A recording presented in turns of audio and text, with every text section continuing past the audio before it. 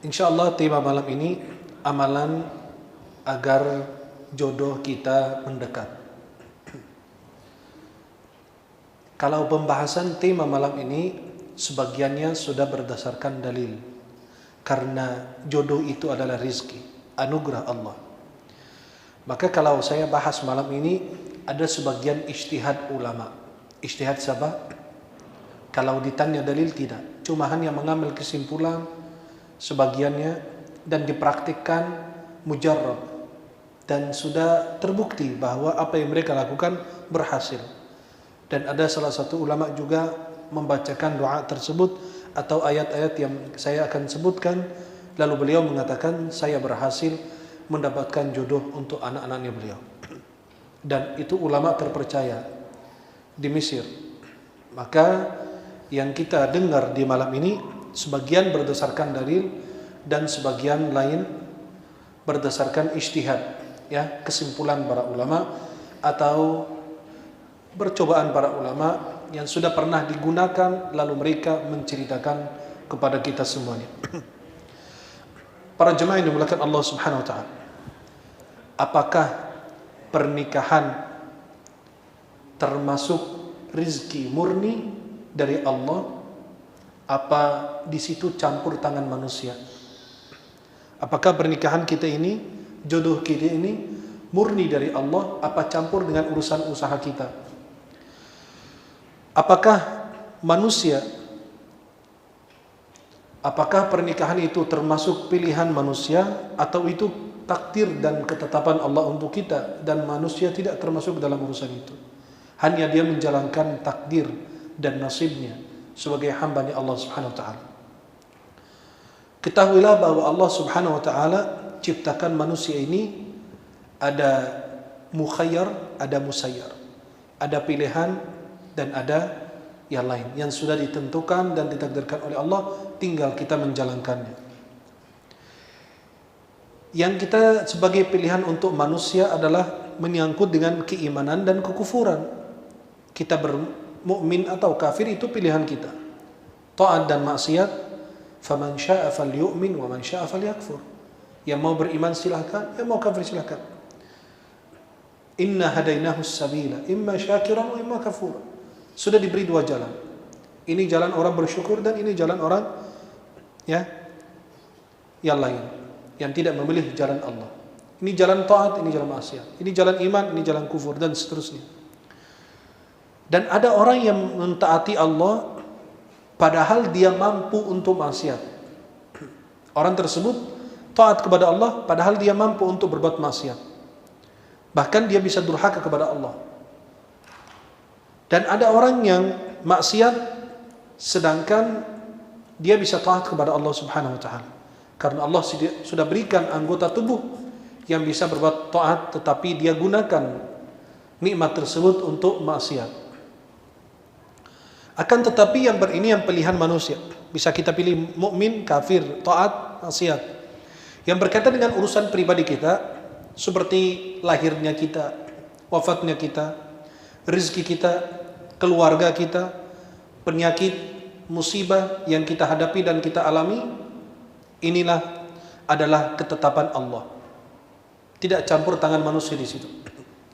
Saya lahirnya di sini, di Jakarta, ada yang lahirnya di Jawa, ada yang lahirnya di Bekasi, ada yang lahirnya di mana, ada yang lahirnya di luar negeri. Itu ketetapan Allah.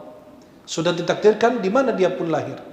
Orang tuanya siapa, dia sudah diatur oleh Allah.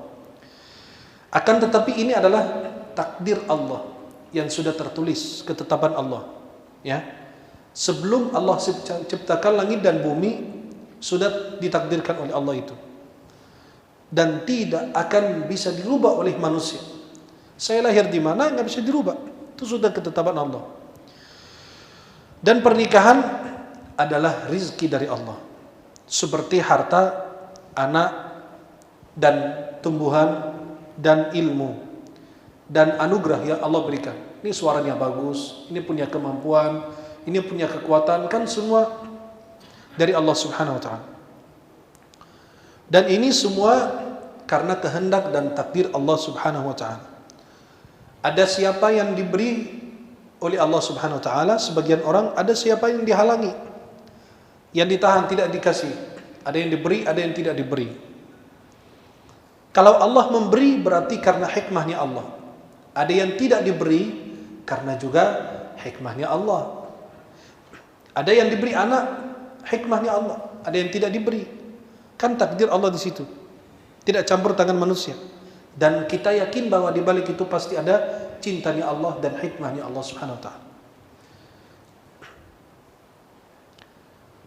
Dan harus meyakini bahwa dunia adalah tempat kita sering mendapatkan ujian dan ibtila, musibah. Laqad khalaqnal insana fi kabad. Sungguh kami telah ciptakan manusia dalam susah payah. Maka tidak akan ada pilihan. Kita kalau merasakan kesenangan terus, itu di surga bukan di dunia. Dan kalau Allah memberi, alhamdulillah atas pemberiannya. Kalau Allah menahan, tidak memberi, pasti itu ada hikmahnya Allah dan kita merasakan itu yang terbaik untuk kita. Ada sebagian mengatakan, akan tetapi Allah, ini kan pernikahan itu rezeki, sudah ditakdirkan. Tapi Allah menyuruh kita untuk berusaha, untuk berusaha mencari sebab-sebab rezeki, sebab-sebab yang mendatangkan keberkahan, rezeki, uang, harta, keluarga dan seterusnya. Betul. Dan di antara sebab-sebabnya berikut ini yang sudah dijelaskan oleh para ulama. Yang pertama, luruskan niat kita dan perhatikan tujuan daripada pernikahan kita. Ada yang menikah bukan karena ingin menyempurnakan agama, tapi ingin mengatakan kepada temannya yang suka ngeledekin dia, alhamdulillah, saya bukan jomblo lagi, tetapi saya mantan jomblo. Ada yang begitu karena ngeledekin sama teman-temannya, lalu dia berusaha untuk menikah, bukan untuk menyempurnakan agama, tetapi dia untuk tidak dibully lagi, tidak diinin lagi. Maka harus kita luruskan niat kita dan jujur dalam tujuan kita agar Allah sempurnakan nikmatnya kepada kita dan Allah anugerahkan kepada kita suami atau istri yang soleh dan soleh. Tujuan kita adalah pernikahan, menjaga kehormatan kita dan menjaga pasangan kita agar menjauhi dari fitnah dan agar punya keturunan soleh dan solehah. Dan kita ingin mempunyai rumah tangga yang didirikan atas sakinah wa mawaddah wa rahmah.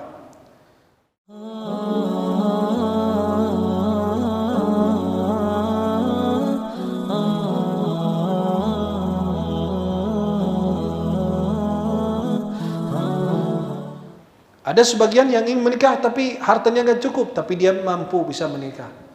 Hanya kita ikut tradisi di Timur Tengah tuh, lihat pernikahan sangat mahal sekali. Maka banyak orang yang tidak bisa nikah. Kenapa? Pestanya sekian, ini sekian, makan sekian, ini sekian. Akhirnya kita membebani, padahal itu ma anzalallahu biha min sultan. Itulah adalah perbuatan manusia. Ya, adat istiadat yang kurang tepat yang kita selalu pakai itu adat tersebut untuk apa? Untuk mendapatkan apa yang kita inginkan. Tetapi ternyata menghabiskan uang puluhan juta. Ya. Puluhan ribu rial. Maka lebih bagus kita tinggalkan hal-hal seperti itu dan luruskan niat kita. Kalau kita punya uang, punya rezeki walaupun sedikit, mau nikah, bismillah, Allah akan menolong kita. Allah Subhanahu wa taala berfirman dalam surat An-Nur ayat 32. Iyakunu fuqara'a yughnihimullahu min fadli. Kalau mereka ini, kalian mendapati mereka itu orang miskin, Allah akan berikan kekayaan. Wallahu wasi'un alim. Subhanahu wa ta'ala. Dan dalam hadis riwayat Imam Ahmad dan Tirmidzi dan Imam Nasa'i dan Ibnu Majah dari Ibnu Umar, ada 3 golongan, 3 orang yang akan ditolong oleh Allah. An-nakihu yuridul afaf. Di antara mereka seorang yang menikah karena ingin menjaga kehormatannya. Ini yang pertama, berarti luruskan niat kita karena Allah. Ingin punya istri salihah, menjaga kehormatan, punya keturunan, mempunyai rumah tangga atas dan didirikan atas sakinah wa mawaddah wa rahmah dan takwa kepada Allah Subhanahu wa taala. Yang kedua, bertakwa kepada Allah Subhanahu wa taala dalam segala keadaan. Kalau kita bertakwa kepada Allah, Allah sudah berjanji untuk mereka yang bertakwa bahwa Allah Subhanahu wa taala menjanjikan jalan keluar dari setiap permasalahan yang mereka hadapi. Apapun permasalahannya, mereka dijanjikan oleh Allah Jalla Jalaluhu untuk memberi jalan keluar untuk mereka. Wa yarzuqhu min haitsu la yahtasib. Allah akan memberikan kita rezeki yang tidak disangka-sangka. Ada orang jomblo nggak dapat jodoh sama sekali. Pas lagi malam hari jalan kegigit anjing. Ada seekor anjing kejar dia, kegigit. Kata dia apa? Ini hari ini parah banget. Jodoh belum dapat, malah dapat anjing. Astagfirullah. Malah dapat anjing, digigit anjing. Tapi ternyata di balik gigitan anjing itu ada jodohnya juga. Pas diantar ke rumah sakit, diobatin sama dokter. Dokternya jomblo juga. Perempuan jomblo, subhanallah. Dia nanya, berbincang-bincang sama dia. Aku ini gimana nasib saya, kata orang itu. Aku dapat jodoh belum, malah dapat anjing, digigit lagi. Apes banget nih nasib gua, kata dia. Kata, oh bapaknya belum nikah ya? Belum. Langsung dia tembak tuh dokternya. Udah sakit tapi aja masih ngeles juga, subhanallah. Dia nanya dokternya, sudah nikah belum? Belum. Jodoh kelihatannya nih. Maka jangan kira itu buruk. Ternyata dia digigit anjing, malah dia bersyukur. Ya Allah, kalau bisa setiap hari digigit anjing. Ya, subhanallah. Maka jangan kira itu buruk. Kalau kita bertakwa kepada Allah, bisa terjadi musibah yang menurut penilaian kita. Ya, maka kalau kalian keluar dari masjid cari anjing digigit nanti. Ya, yang belum menikah ini keluar masjid cari apa? Cari anjing. Cari anjing digigit, nanti dibawa ke rumah sakit. Insya Allah ketemu laki semua di sana. Maka kalau kita bertakwa, saya yakin Allah akan kasih jalan keluar. Banyak orang punya hutang besar, tapi karena bertakwa, meluruskan niat, Allah mudahkan urusannya. Kemudian yang ketiga, berbanyak doa dan mencari waktu-waktu mustajab doa. Bukan sekedar berdoa, tetapi ditambahkan dengan apa? Mencari waktu mustajab doa. Berbanyak doa dan jangan terburu-buru atau tergesa-gesa dalam doanya. Rasulullah bersabda dalam hadis riwayat Bukhari Muslim dari Abu Hurairah, ada seorang hamba, Nabi SAW mengatakan, yustajabu li ahadikum ma lam ya'jal. Allah kabulkan doa di antara kalian, seorang hamba, selama dia tidak tergesa-gesa. Yaqulu qad da'autu rabbi falam yastajib li. Saya berdoa kepada Allah dan doa aku tidak diterima oleh Allah. Dalam riwayat Imam Muslim, la yazalu yustajabu lil 'abdi ma lam yad'u bi ithmin aw qati'ati rahim. Akan Allah terima dan kabulkan doa seorang hamba selama dia tidak berdoa atas keburukan dan atas memutuskan tali silaturahim dan selama dia tidak terburu-buru. Kata sahabat, apa terburu-buru ya Rasulullah? Qala yaqulu qad da'autu falam ara yastajibu li. Saya berdoa tapi belum dikabulkan juga. Itu kita tergesa-gesa. Ternyata pasti ada waktu yang tepat Allah anugerahkan kita apa yang kita inginkan. Waktu mustajab doa kapan? 1. Malam Lailatul Qadar, 10 hari akhir Ramadan. Yang kedua, jauful lail, waktu sahar, di waktu sahar. Ya, waktu sahar itu waktunya mustajab doa. Dan selepas salat fardu, ulama masih berbeda pendapat. Ada yang bilang sebelum salam doa mustajab, ada yang bilang selepas salam ada doa mustajab. Dan di antara azan dan iqamah, ad-du'a'u la yuraddu bainal adhan wal iqamah. Doa tidak akan ditolak di antara azan dan iqamah. Dipanggil untuk salat 5 waktu, salat fardu. Doa ketika doa salat subuh, ketika azan salat subuh, azan salat zuhur, asar, maghrib, isya. Ketika azan salat 5 waktu ada doa mustajab. Kemudian doa ketika turunnya hujan. Dan pada hari Jumat ada 1 jam yang Allah kabulkan doa kita. Kapan? Ulama berbeda pendapat. Ada yang bilang ketika khatib mau naik mimbar, ada yang bilang di antara 2 khutbah, ada yang bilang selesai, ada yang bilang 1 jam sebelum asar. Itu kan jadi khilaf. Maka jadikan hari Jumat itu untuk berdoa. Ya. Kemudian kata ulama berdasarkan dalil doa mustajab ketika minum air zam-zam. Ya, ma'u zam-zam lima syuribana. Ada yang berdoa karena penyakit apa, hilang langsung. Kemudian berdoa dalam sujud, itu mustajab doa. Aqrabu ma yakunu al-'abdu min rabbihi wa sajid fakthuru min ad-du'a, dalam Sahih Muslim. Keadaan hamba paling dekat kepada Allah dalam keadaan sujud, maka berbanyak doa. Boleh enggak dalam bahasa Indonesia? Ini jadi khilaf ulama. Pendapat yang saya pegang bahwa boleh berbahasa Indonesia selama dia tidak bisa berbahasa Arab.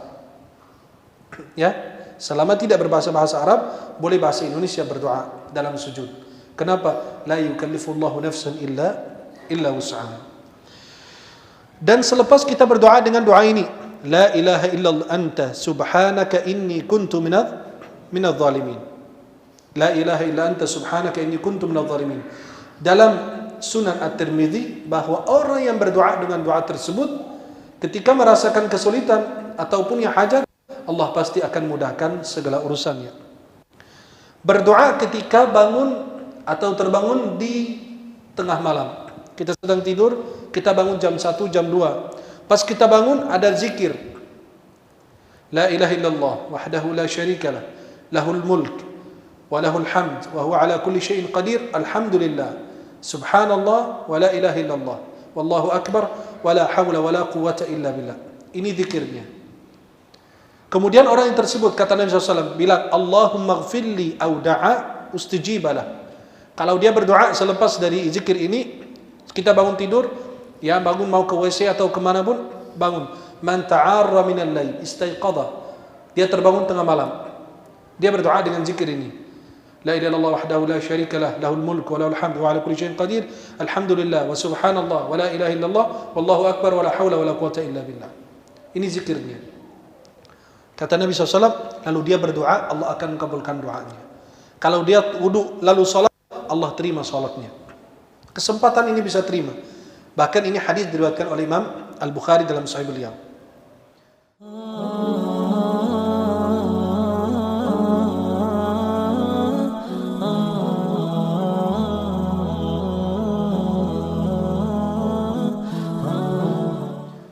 Yang keempat adalah berbanyak istighfar. Istighfar itu adalah salah satu sebab rezeki. Kita mendapatkan istri, mendapatkan keturunan. Sebelum mendapatkan keturunan, pasti Allah anugerahkan kepada kita jodoh. Maka ulama berdalil dengan firman Allah surat Nuh ayat 10 sampai 12, faqultu astaghfiru rabbakum innahu kana ghaffara yursilis samaa 'alaikum midrara wa yumdidukum bi amwalin wa banin wa yaj'al lakum jannatin wa yaj'al lakum anhara. Dan diriwayatkan dari Abu Daud dan Ibnu Abbas, dan ini hadis sebagian ulama mendhaifkannya, mengatakan ini hadis lemah. Seperti Imam Baghawi, Imam Munziri, dan Imam Manawi, dan sebagian ulama mensahihkannya. Tetapi artinya sahih. Tapi kita bicara dari segi sanadnya. Sebagian bilang dhaif, lemah, sebagian bilang sahih. Wallahu a'lam bishawab. Rasulullah mengatakan, tidak ada hamba Allah yang senantiasa beristighfar kepada Allah kecuali Allah akan kasih jalan keluar dari setiap permasalahan yang dia hadapi. Bahkan Allah anugerahkan kepadanya rizki dari mana dia tidak sangka-sangka itu rizki. Dari pintu mana Allah kasih subhanahu wa ta'ala. Kemudian para jemaah yang dimuliakan Allah subhanahu wa ta'ala, amalan berikutnya adalah berbakti kepada orang tua kita. Berbakti kepada orang tua kita, Allah akan tundukkan dunia untuk kita. Ridhonya Allah terdapat pada ridha orang, dan murkanya Allah terdapat pada murka orang tua. Lalu bersilaturahim dan berakhlak mulia ketika berinteraksi dengan orang-orang lain. Husnul khuluq, akhlakul karimah. Kemudian yang keenam, perhatikan penampilan kita secara kesehatan dan penampilan zahir kita, luar kita ini. Jangan pakaiannya gembel gitu, jelek banget, berantakan, lalu dia mau dapat jodoh. Ya perempuan lihat dia berantakan, kan perempuan maunya rapi. Ya, maunya yang rapi, yang bersih, penampilannya bagus, wangi, pakaiannya rapi. Kita nggak bicara miskin atau kaya, tidak urusan. Tidak ada urusan di sini kaya atau miskin. Kebersihan jaga semua orang. Bisa orang miskin lebih bersih, lebih rapi dibanding orang kaya. Bisa dari sebaliknya. Maka kita perlu memperhatikan pecinya harus yang bagus, wajahnya, jenggotnya dirapikan, pakaiannya ya pakai parfum, walaupun yang 5.000 itu dibawa di kantong, turun pakai. Kan penampilan dijaga. Nabi selalu memperhatikan penampilannya. Maka kita tidak suka dengan ulama atau umat Islam yang penampilannya itu berantakan. Ya, pecinya ada pakai begini. Lagi di, ya, sampai ada yang beginiin kayak orang Yahudi, nauzubillah. Kan pecinya sudah bagus, sudah rapi, masa harus diginiin kayak orang Yahudi ditaruh di belakang?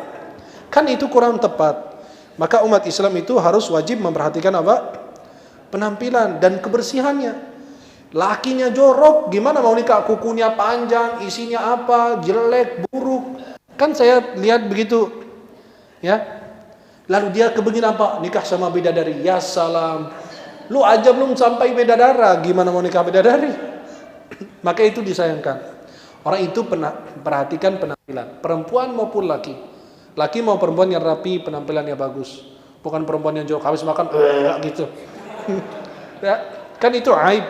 Ya, langsung ditahan gitu, ditahan pakai tangan. Kenapa? Khawatir ada yang keluar, ada makanan keluar. Lagi nguap gitu di depan orang. Ya, masa dia, wah ini orang mana ini? Ya, maka harus menjaga penampilan dan kesehatan dan kebersihan. Perempuan maaf, nggak mau dengan laki-laki yang gembel, yang buruk, yang berantakan pakaian. Pasti dekat, bau apa nih? Nauzubillah min zalik. Kadang-kadang kita dekatin orang, Masya Allah, wangi banget. Kita dekatin orang, auzubillah min zalik. Kok belum akhirat sudah masuk neraka gitu? Belum akhirat sudah kecium bau neraka gitu. Penampilan. Maka rambutnya dirapihin, disisir. Nabi memperhatikan. Nabi pakai minyak buat rambutnya, jenggotnya dirapihin. Ya? Maka itu harus selalu rapi. Kacamatanya yang rapi, yang manis. Bukan kacamata tutupan botol gitu ya. Kacamata yang rapi, yang bagus, yang indah. Rambutnya rapi, sepatunya, kaos kakinya. Jangan yang bolong-bolong. Pas turun, buka kaos kaki di depan perempuan atau buka sepatu, perempuan nambah, mah gimana mau nikah? Hidupnya aja gak teratur. Ya, bukan bicara miskin atau kaya, walaupun punya cuma 2 kaos kaki saja, tapi diperhatikan penampilan dan kebersihan kita. Ini salah satu perhatian. Yang maaf, perempuan kalau lihat laki-laki yang rapi, bagus, pakaiannya, sepatunya, sandalnya, wajahnya, kan lebih tertarik. Ini orang Masya Allah, Muslim. Kita bilang an-nadhafatu minal iman. Kebersihan sebagian dari iman. Tanda iman itu nampak di wajah. Dia tidak tahu Anda orang baik atau buruk, tapi dari penampilan bisa menampakkan bahwa ini orang baik atau tidak. Perhatikan. Omongan kita sama perempuan diperhatikan. Bukan begitu perempuan. Kalau ngomong gitu, kan bahasanya harus selalu rapi. Sama perempuan maupun yang lain. Kemudian ada syarat-syarat yang tidak boleh kata harus pegang banget gitu. Kadang-kadang perempuan dapat laki-laki yang duda, contoh. Tapi tak mau, kenapa? Mau laki-laki yang masih disegel tuh dalam kardus. Saya nggak mau yang bekas katanya. Laki-laki begitu. Kalau ada perempuan yang janda salihah, ya janda mungkin janda cerai atau ditinggal meninggal, kata dia apa? Oh, saya kalau nikah sama dia bisa aku meninggal juga dia. Ada yang pikir, ini kan janda. Janda itu bukan jelek.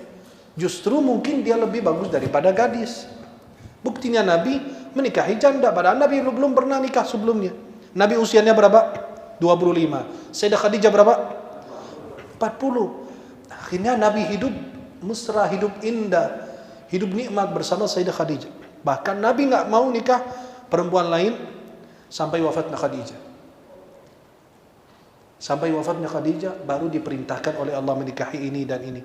Menikah dengan Hafsah binti Umar, Sayyidah Hafsah radhiyallahu anha. Anaknya Sayyidina Umar bin Khattab. Kenapa menguatkan hubungan beliau dengan Sayyidina Umar? Disuruh menikahi Sayyidah Aisyah agar menguatkan hubungan dengan Sayyidina Abu Bakar Siddiq radhiyallahu anhu. Dan coba itulah, ya, perhatikan. Ada syarat-syarat yang tidak perlu kita harus ini banget gitu. Ketat. Saya mau di luar daerah salah satu anak perempuan ngadu sama saya. Syekh, saya ada jodoh, alhamdulillah. Dan saya merasa ini yang tepat paling saya, kata. Dia karyawan swasta, tapi ibunya mau apa? Ibu perempuan itu maunya PNS, kata beliau. Ya udah, pesan aja ke pabrik. Saya bilang, kenapa kita bersulit? Apakah kita cari backgroundnya, harta yang dia miliki? Kadang-kadang orang, Masya Allah, kaya raya nikah di depan Ka'bah. Betul gak? Betul gak? Nikah di mana? Di depan Ka'bah. Pulang dari Makkah, sebulan 2 bulan cerai juga. Bisa juga. Bukan salahnya Ka'bah, tapi salah diri kita sendiri. Maka bukan masalah tempat atau lingkungan atau background atau memang kafaah dalam nasab itu bagus, ya. Kecocokan dalam nasab artinya dia berpendidikan, saya berpendidikan, biar saling memahami. Bukan saya ambil orang buta huruf, saya kan otak saya Masya Allah ilmunya apa, akhirnya ambil buta huruf, akhirnya jadi ribut terus. Kenapa? Tidak nyambung. Maka kita harus akhlak yang kita cari, agama yang kita cari. Tapi kalau ada semua, ya, kalau ada yang lengkap, perempuan wanita salihah, kayak ada jamaah, Syekh doain dong dapat wanita salihah, kaya, anak tunggal, anak yatim. Loh, kalau ada begitu, buat saya duluan, nggak bakalan kasih orang. Ya, kalau ada yang salihah, kaya, anak tunggal, anak yatim, kurang seon, kata dia, doain dong dapat yang begitu. Kenapa kurang seon? Biar diamal hartanya sama suaminya terus. Nah, akhirnya gimana? Ana bilang, kalau ada yang begitu, buat saya duluan, nggak bakalan kasih orang.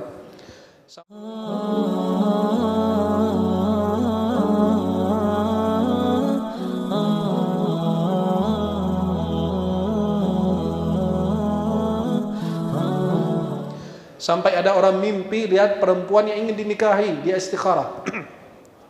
Dia istikharah tuh perempuan. Ternyata dia nampak perempuan itu dalam mimpi pendek dan hitam.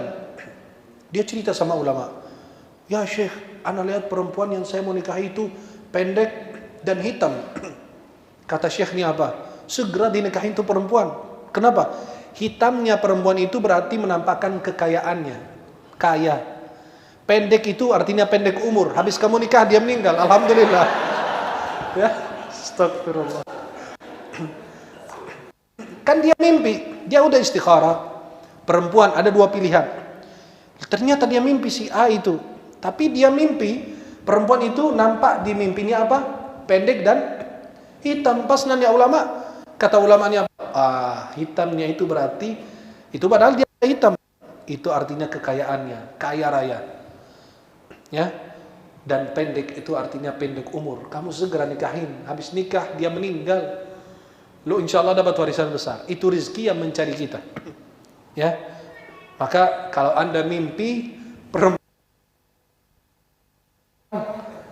perempuan pendek hitam, mudah-mudahan insya Allah jadi jodoh kita. Amin.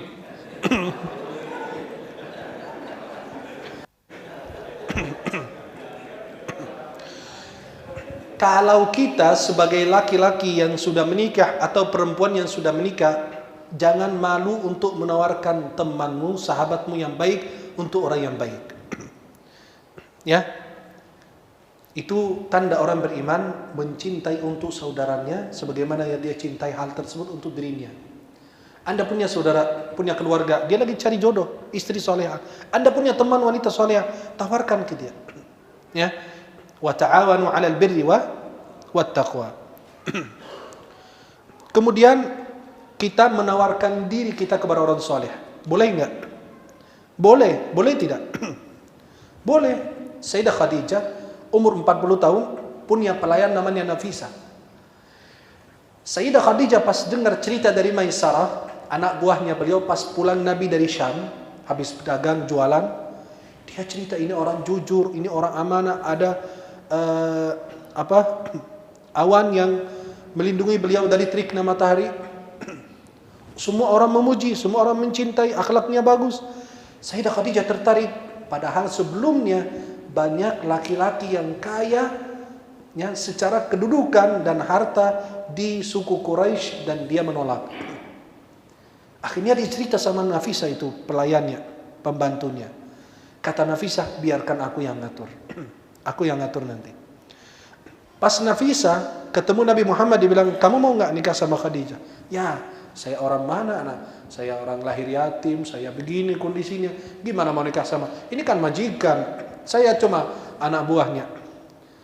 Kata Nafisah, saya yang ngatur, padahal sudah diatur duluan. Ya. Akhirnya Nabi bisa menikah dengan Sayyidah Khadijah radhiyallahu anha.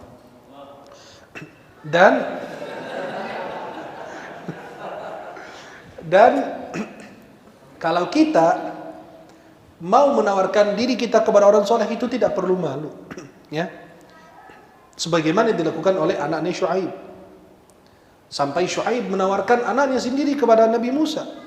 Inni uridu an unkihaka ihda ibnatayya hataini ala an ta'jurani 8 hijaj.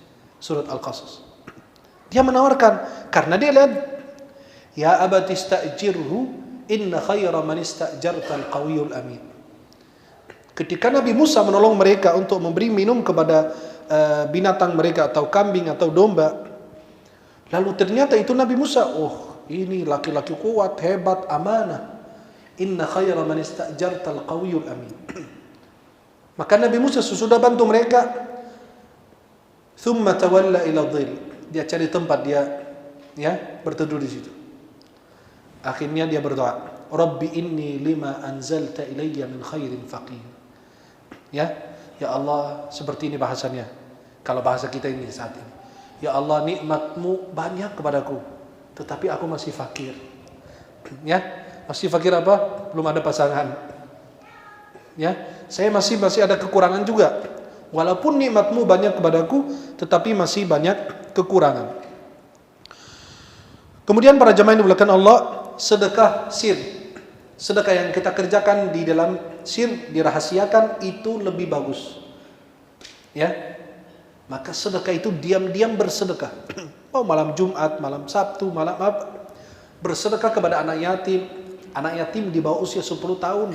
Jangan sudah kumisan masih disebut anak yatim. Semua orang ngaku anak yatim. Anak yatim itu la yutma ba'da. Disebut yatim sesudah dia balik.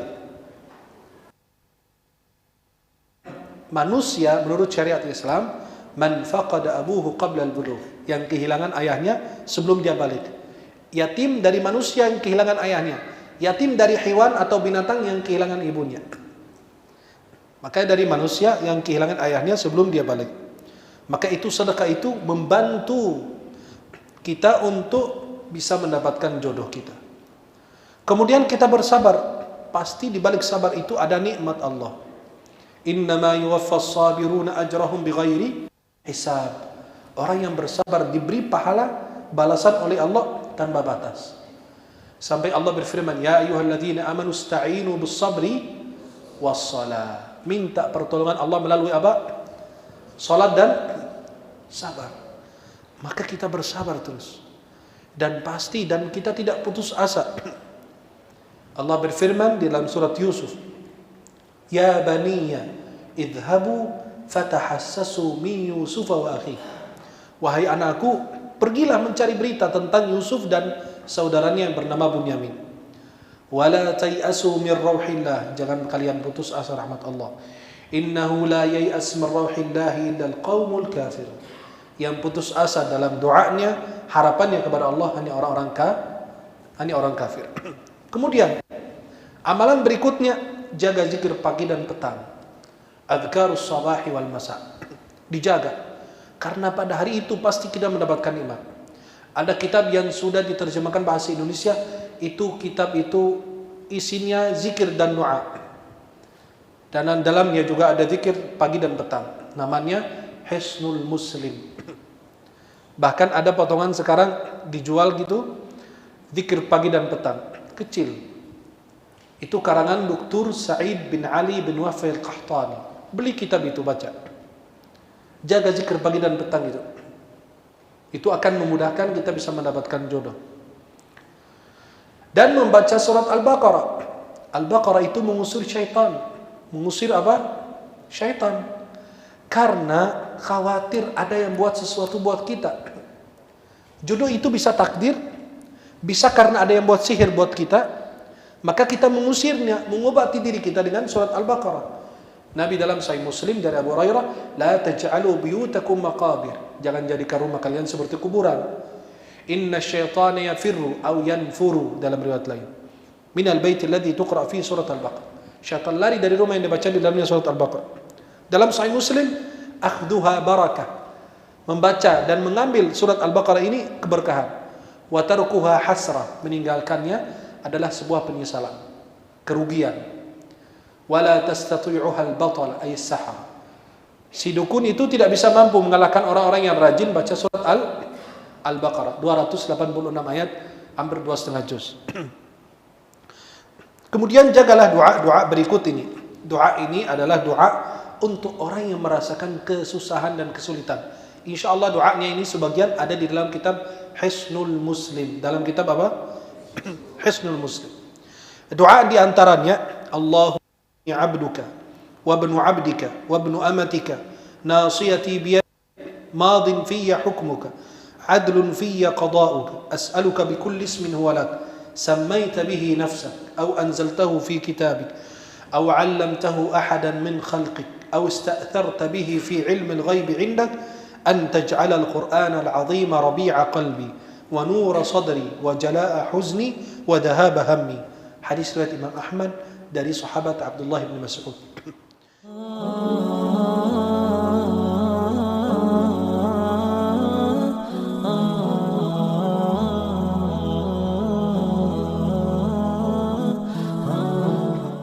Ada doa lagi diriwayatkan oleh Imam Ahmad dan Imam Abu Dawud dari sahabat Nafi' ibn al-Harith. Allahumma rahmataka arju, Allahumma rahmataka arju, فلا تكلني إلى نفسي طرفة عين وأصلح لي شأني كله لا إله إلا أنت. Ada zikir lagi, hadis riwayat Bukhari dan Muslim dari Ibnu Abbas, la ilaha illallahul azimul halim. Ini zikir orang yang merasakan kesusahan. Tidak ada kesusahan melebihi dari Anda jadi jomblo seumur hidup. Itu kesusahan yang sebenarnya. Ya, lahir sendiri, hidup sendiri, makan sendiri, sendiri, mati sendiri. Masa mati berjamaah? Mati sendiri ya. La ilaha illallahul azimul halim. La ilaha illallah Rabbus samawati wal ard wa Rabbul arshil azim. Atau ada zikir lagi riwayat Abu Dawud dan Ibnu Majah dari Asma bint Amis. Allahu Rabbi la usyriku bihi syai'a.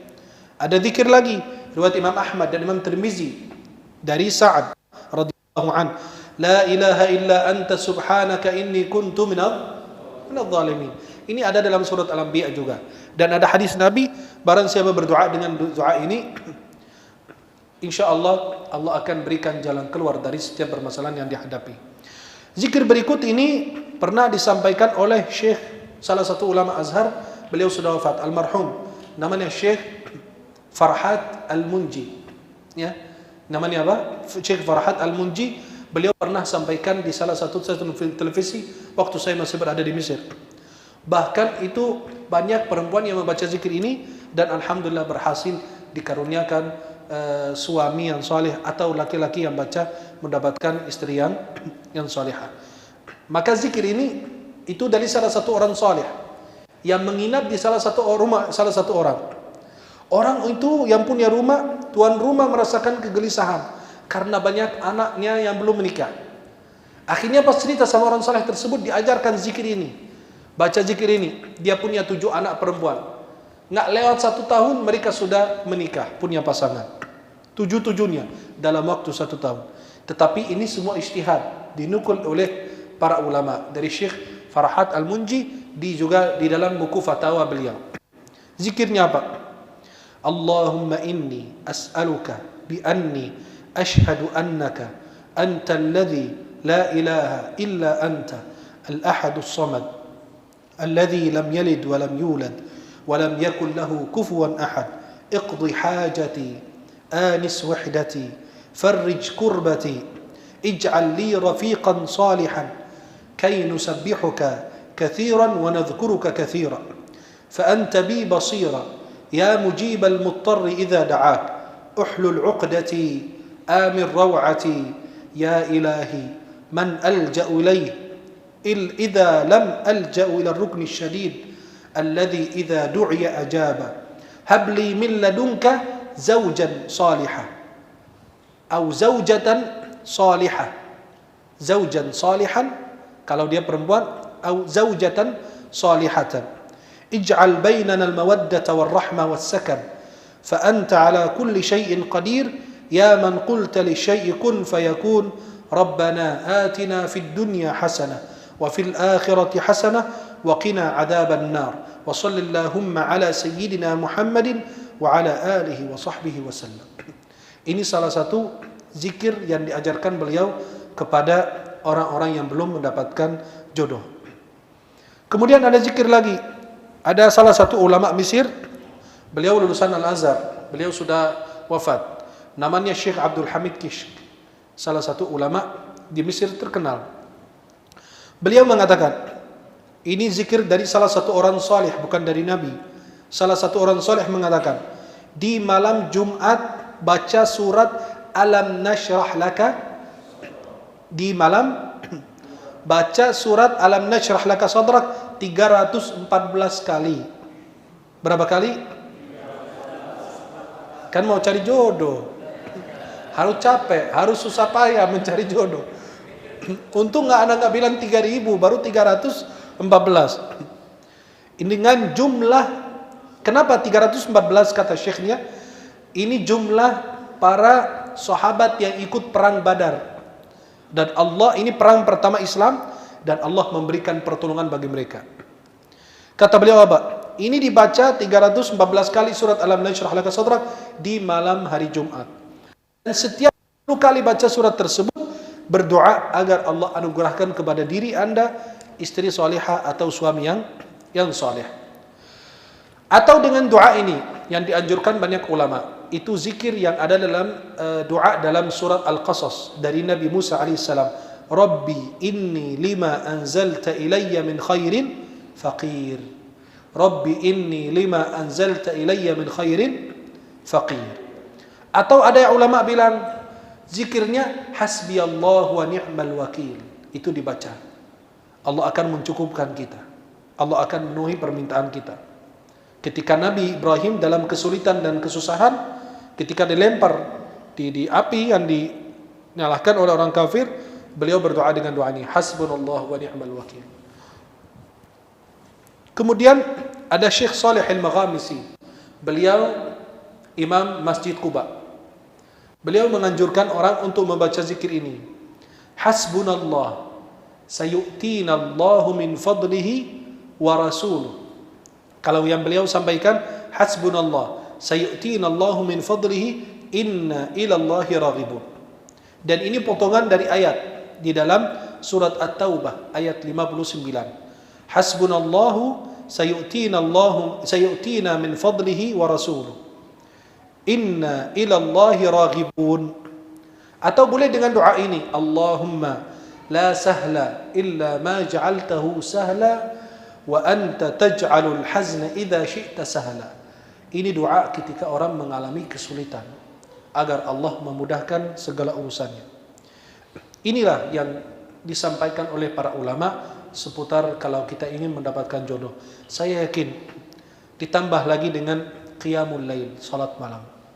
Khususnya berdoa, bermunajat di sepertiga malam, dan usaha untuk mencari pasangan melalui teman, sahabat, keluarga, siapapun itu dia. Dan jangan banyak menolak, karena tidak ada manusia yang sempurna. Mau cari pasangan yang sempurna, pasti dia ada kekurangan, karena kita tidak luput dari kesalahan dan khilaf. Maka usahakan diri Anda untuk mencari yang sedikit mudaratnya. Ya, maka tidak ada yang sempurna dari laki maupun dari perempuan. Kemudian di sini ada pertanyaan, apakah orang yang sudah meninggal dan belum menikah ada sanksinya enggak? Ada hukuman tidak? Kata ulama, kalau dia sudah mampu secara jasmani, rauhani, harta semua lengkap, lalu tidak, maka kata ulama minimal dosa.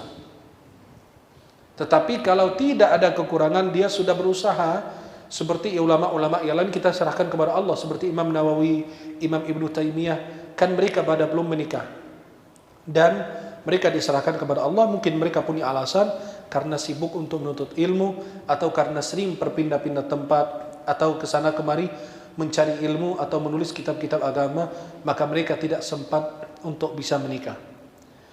Pahala perempuan yang meninggal atau laki-laki yang meninggal belum menikah, belum mendapat jodoh juga. Ya, dia terus berusaha, ternyata belum ditakdirkan mendapatkan jodoh.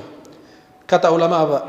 Perempuan apabila dia meninggal dunia atau sudah tua lalu meninggal dunia belum menikah, dia mendapatkan pahala syahid.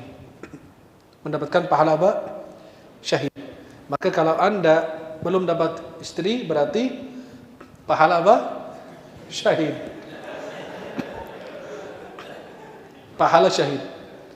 Dan kalau seandainya laki-laki yang jomblo itu fisabilillah itu pada meninggal, belum menikah juga, yang perempuan juga, dia nikah di akhirat enggak? Kata ulama, dia nikah di surga. Nikah sama siapa? Kan nanti laki-laki akan menikahi perempuan yang suaminya masuk neraka. Jelas? Laki-laki itu ketika masuk ke surga, dia belum menikah di dunia. Dia kan banyak perempuan yang punya suami dan suaminya dibawa ke neraka, masuk ke neraka. Dia dapat itu istri itu. Jelas? Kalau perempuan meninggal belum menikah, ya, nanti dia akan menikah dengan laki-laki yang istrinya masuk neraka. Jelas? Ini jawaban Syekh Ibnu Utsaimin rahimahullah, dan beliau mengatakan saya tidak ingat ada dalil-dalil yang menjelaskan secara luas masalah ini. Ketika beliau ditanya, pahala perempuan atau laki-laki yang meninggal lalu dia nikah di akhirat sama siapa? Kata beliau, nanti ada laki dan perempuan yang ini istrinya dibawa ke surga, ke neraka, dan ini suaminya dibawa ke neraka. Maka nanti berpasang-pasangan nanti. Yang laki di sini menikahi perempuan yang suaminya masuk neraka. Dan yang perempuan di sini belum sempat nikah di dunia, nanti akan menikah dengan laki-laki yang istrinya masuk ke dalam neraka. Wallahu ta'ala a'la wa a'lam. Mudah-mudahan Allah anugerahkan kepada kalian yang belum sempat menikah pasangan salih dan salihah. Amin ya rabbal alamin, dan bisa menuntut kalian sampai masuk ke dalam surganya Allah Subhanahu wa taala. Wallahu taala a'la wa a'lam bis-shawab. Assalamualaikum. Bersama Saling Sapa TV.